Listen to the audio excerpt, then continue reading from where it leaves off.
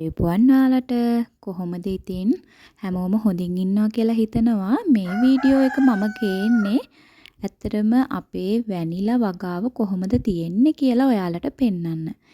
Vanilla කියන්නේ ඇත්තටම හරීම සුවඳකාරකයක් විදිහට අපි පාවිච්චි කරන දෙයක්. ඒ වුණාට ගොඩක් අය මේ වැනිලා හැදිලා තියෙන්නේ කොහොමද කියලා දැකලා නැහැ. ඒ අයට තමයි මම මේ වීඩියෝ එක ගෙනාවේ. එන්න මාත් එක්ක අපි වැනිලා වගාව බලමු. මේ තියෙන්නේ අපේ මහත්තයාගේ වැනිලා වගාව. ඔයාලට දැන ගැනීම සඳහා මම පොඩි ඉන්ට්‍රොඩක්ෂන් එකක් දීලා තියෙනවා.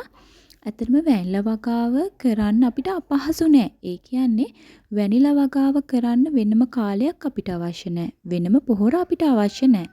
ඇත්තටම වැනිලා වගාව කරද්දී ලොකු කැපකිරීමක් කරන්න අපිට අවශ්‍යත් නෑ. ඒක නිසා වැනිලා වගා කරන එක හරිම පහසුයි. හැබැයි වැනිලා වගා කර පමණින් කරල් එන්නේ නැහැ.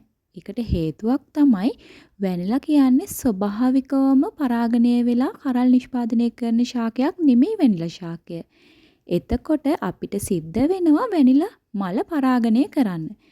ඒක තමයි වැනිලා වගා කිරීමේදී අපිට යමක් කරන්න තියෙනවා නම් කරන්න තියෙන ස්ථානය.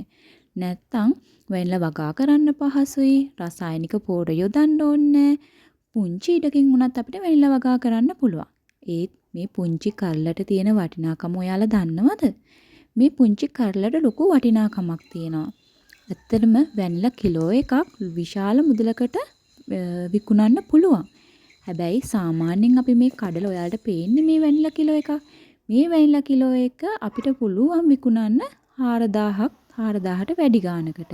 හැබැයි පදම් කළාට පස්සේ මේ වැනිලා ඊට වඩා වැඩි ගානකට විකුණන්න පුළුවන්. මේ තියෙන්නේ මේ පාර අස්වැන්න. තාම අපි කැඩුවේ නැහැ. තව ටික දවසකින් අපි මේ වැනිලා ටික කඩනවා. කඩලා ලොකු කරල් පොඩි කරල් විදියට සමහර වෙලාවට ගැනුම් කරුව තෝරනවා. නමුත් ගොඩාක් අවස්ථාවලට මේ වැනිලා තෝරන්නේ නැතුව ගන්න වෙලාවලුත් තියෙනවා.